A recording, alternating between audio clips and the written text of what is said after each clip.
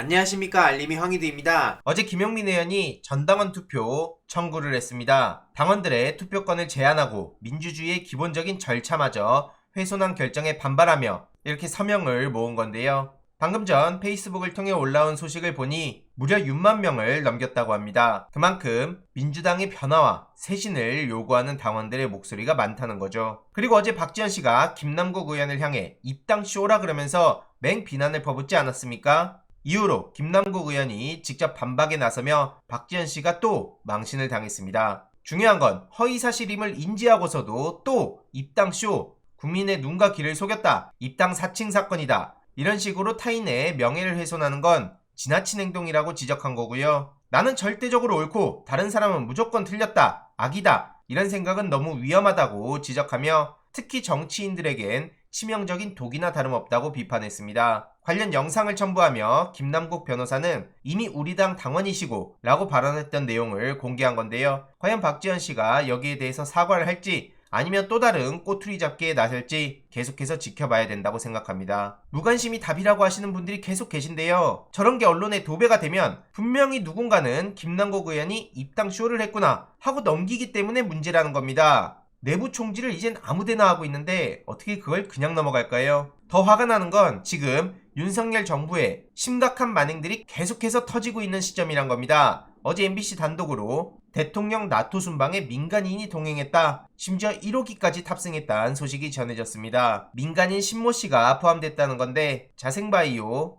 신지연 대표란 얘기가 나오고 있죠. 김건희 씨와 개인적 인연으로 알려졌다고 폭로됐고요. 그래서 1호기를 어떻게 탔는지, 관용 여건이 발급됐는지 이런 질문도 있었는데 대통령실에선 그냥 무보수로 수행했고 어떤 위법사항도 없었다, 이런 하나만한 해명을 하고 나섰습니다. 대통령실 예산 사용 여부엔 답변을 안 했는데요. 해당 소식을 접한 시민들은 엄청나게 많은 비판의 목소리를 냈습니다. 당연한 거죠. 나라가 완전 개판이 됐다는 지적도 나오고 있고요. 구멍가게 수준으로 만드냐? 이게 정상적인 국가가 맞냐? 정체불명의 민간인 여성이 1호기를 어떻게 마음대로 탈 수 있냐? 이런 지적까지 나온 와중에 이원모 인사비서관의 부인이었다는 사실까지 드러났죠. 대통령 전용기 등을 이용하며 윤석열 김건희 씨의 해외 일정을 물밑에서 지원한 걸 두고 적절성 논란이 제기되고 있고요. 한방회사 대표를 지내던 신 씨는 올해 4월 30일 등기 이사직을 사임했고 5월 10일 법인 등기에 기재됐는데 이로 인해 대통령실 임용을 타진한 거 아니냐는 관측도 나오고 있습니다. 이에 비선에 대한 문제 제기가 계속해서 나오고 있고요. 망조가 들었다는 지적까지도 이어지고 있죠. 이후로 커뮤니티를 통해 해당 사진과 내용이 여기저기 빠르게 확산되고 있는데요. 황당해서 뭐라 말이 안 나올 지경입니다. 이런 문제 제기에 대해서 윤석열 대통령은 계속 넌 어땠는데 이런 화법을 쓰며 문재인 정부를 걸고 넘어지지 않았습니까? 저렇게 손가락질을 하고 전 정권 지명된 장관 중에 그렇게 훌륭한 사람 봤냐? 이러면서 사실상 셀프 디스도 하고 이러니 피장파장의 오류라는 비판도 나오고 있는 겁니다. 이건 트럼프랑 뭐가 다르냐? 이런 비판도 나오고 있고요. 국민의힘 내부에서도 우려의 목소리가 나올 정도죠. 부끄러움을 넘어 참담하다는 비판까지도 나오고 있는데요. 박홍근 원내대표는